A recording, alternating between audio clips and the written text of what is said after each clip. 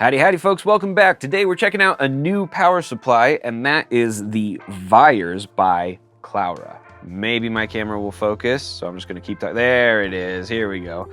It's cool looking, right? It's like the least sexy but most important thing about building a pedal board, and they somehow managed to make it pretty sexy. So this is a pedal supply by a pedal company called Clara, and they've been around for about 2 years. They've been doing some really cool stuff, and so this is their first foray into power supplies. They reached out to me and asked if I would be willing to make a video. I'm guessing because they found my video on power supplies, which to this day is still one of the best performing videos of my very small channel. So if you would like to see that, go ahead and click here or here. They reached out to me and they sent this to me for free. So this is somewhat sponsored, but my opinions are my own. So let's dive into this. First things first, in the email correspondence, right, I got this ahead of its release. I'll actually be releasing this video on the same day that the power supply is released, but they told me it would be around $99 US, right? So as far as I'm aware, $100 power supply. I find this interesting because it's sitting between the cheap $40 power supply that you can get on Amazon and more well-known brands like the Walrus Audio, I think it's called the Canvas. Yeah, the Canvas Power 5, right? Or the Strymon Ojai, the Zuma R300, or the Zuma 9 output. And while it may not necessarily be priced at the same point, it's trying to be in the same league as them, right? So let's go ahead and jump on over to camera B to see what exactly this offers. So what they claim it has is 6 isolated power outputs. Now we're going to test that isolation in 1 second with this multimeter here. However, it has 4 power supplies that are 9 volt, 500 milliamp, and then 2 that are switchable on the bottom here. You see these switches, right? Very similar to, like I said, the Canvas Power 5 or the Zuma, right?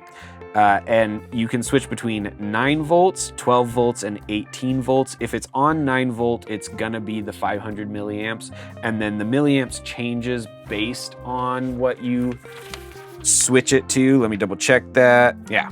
So 9 volt, 500 milliamp, 12 volt, 375 milliamp, or 18 volt, 250 milliamp. Pretty rad, all right?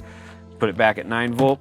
The other thing that's rad about these, and I've noticed a lot of pedal supply companies are doing this, is it's got the 24 volt out on the back here, which means you can use this and daisy chain different Vires or even add it to a Zuma or a Canvas Power 5 or a DC Chalks or something like that, right? You can add it and daisy chain them together so that you don't just have to have 6 outputs for one IEC cable. Pretty rad. Let's go ahead and check it out and see if these are truly isolated power outputs. To me, this is the most important test when it comes to a power supply, because otherwise, why are you spending money on the brick when you could just use a one spot, right? So what we've got to do in order to test it is we take 2 separate cables, right? Power cables, and we plug them into 2 different outputs. Make sure that they're separate.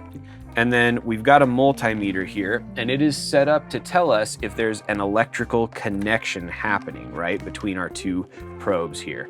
So if we touch these together, it means that it will complete the circuit,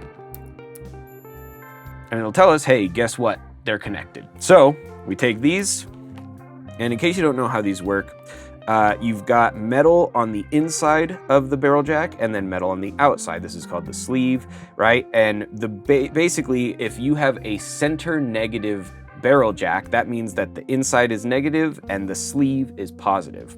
And so if we can connect any of these, right? If we can do sleeve to sleeve, inside to inside, whatever it is, and they beep, that means that it is not a truly isolated output. So again, that means that they're connected. So we've got the sleeve of this one and the sleeve of this one, and lo and behold, isolated. We can go center of this one and center of this one. Isolated. How about inside to sleeve? Yeah, we're good. We're gold, man. Dude, that's great. That's my favorite thing to see, is a truly isolated power supply with some truly kick-ass artwork. And now the final test, does it actually power a pedal? Let's go ahead and run it in here. With the Class Reunion by Summer School Electronics, this does take 250 milliamps. We've got light, should work.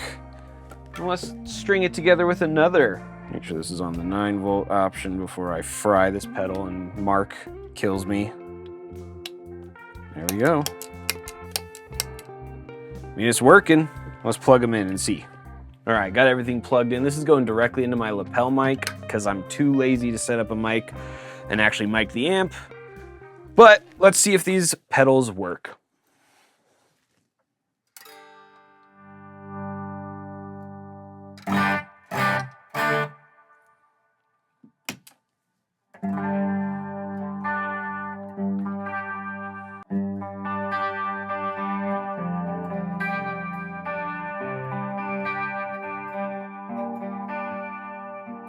That guy's working. We'll see about the Class Reunion.